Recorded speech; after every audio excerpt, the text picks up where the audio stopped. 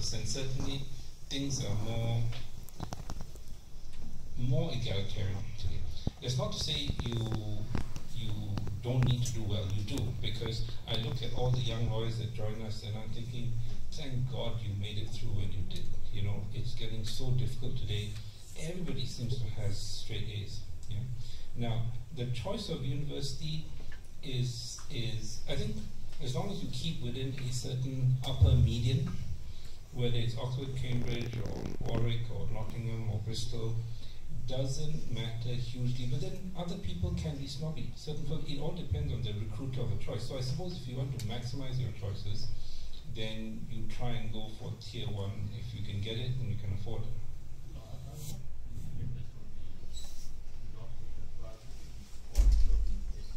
Same. There's very little variation. Others might beg to differ.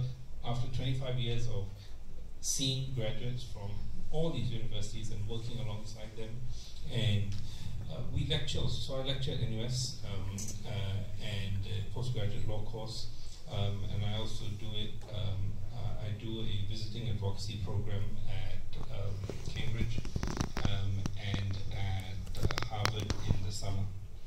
And there is very little objective, measurable difference between it. And all these programs are rigorous, and they're designed to produce people who have some basic ability to think and analyze and solve problems. And when they turn up after 4 years, they're completely useless to us.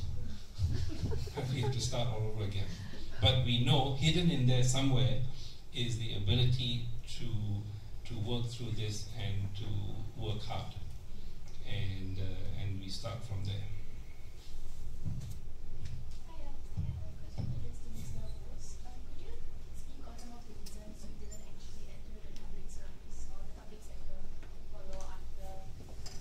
I didn't get a first class honors. So they wouldn't entertain me.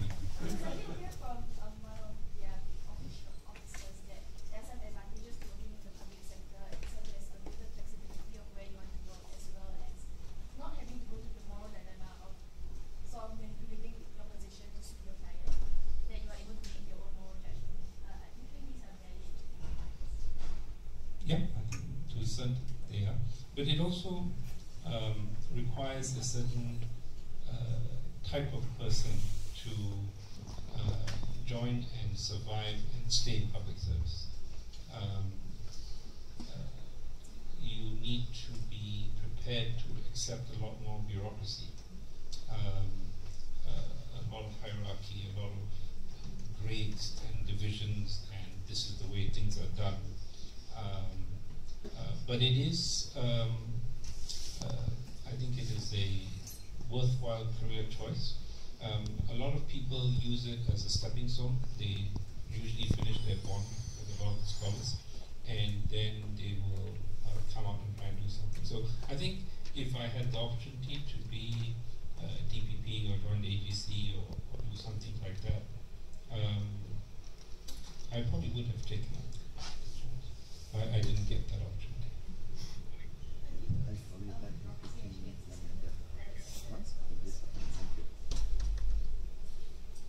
It's very different. There's politics, and it doesn't matter so much in the first 7 years of your career. But as you transition to partnership, there is quite a lot of politics. And you need to align yourself with somebody who's going to be a godfather or a godmother.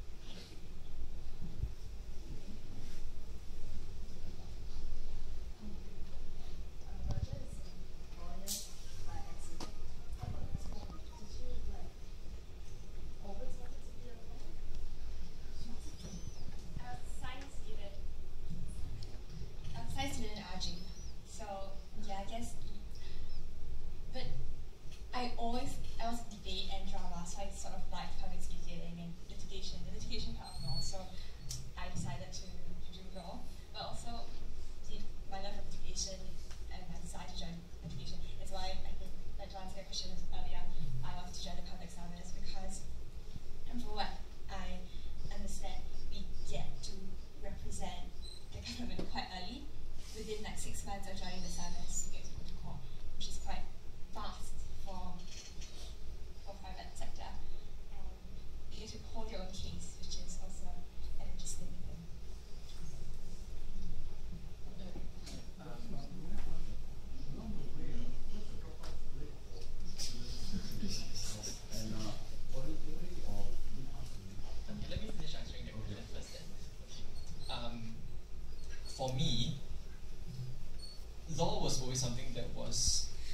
around. It was one of my considerations always. I always knew I would be considering it. I didn't know at the end of JC that I would enjoy law. It was essentially a calculated risk, because I think it's very, very difficult for any student at J1, J2 to be sure of this, because who has experienced studying law at that level? Who has experienced working with it? I mean, even studying law and practice is already so different, as you have heard. So how do you know? But for me, I was prepared to take the risk because I like to challenge myself, and I heard that it's surely something very challenging, at least intellectually in school. I mean, I had some assurances from teachers that they felt that from what they had observed, I might be a good candidate for that. But still, I didn't know. And there are people who go into law school and don't enjoy it. I would say I was lucky. Yeah. Dropout rates of school, is it? In school. So for NUS, 4 years, in my batch, I know only of one dropout so far. She felt that He escaped.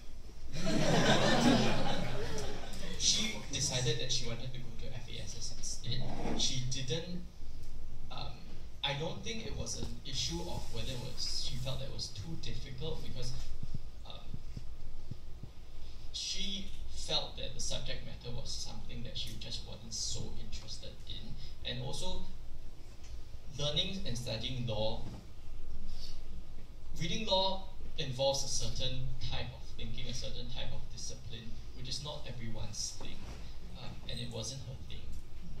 So she felt that it would be more meaningful for her to go to FASS instead. I had a friend who was doing law and changed to econs in the his first year, but aside from him, Cambridge is very protective of its students, so it basically doesn't want anyone to drop out. It doesn't want it, because all these things are reported in the UK, right? So they have like dropout rates, how many people fail, so they keep that number to like as low as possible.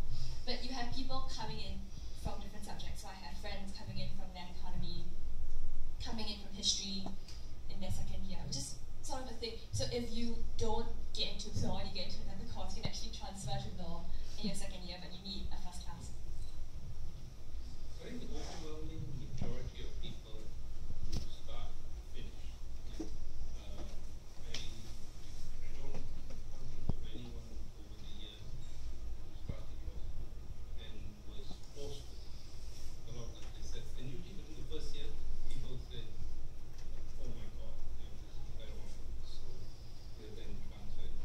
But if they soldier through, even failing the exams, you get a third class honors. You won't fail. Pretty difficult. They don't turn up. You should go off and write a paper.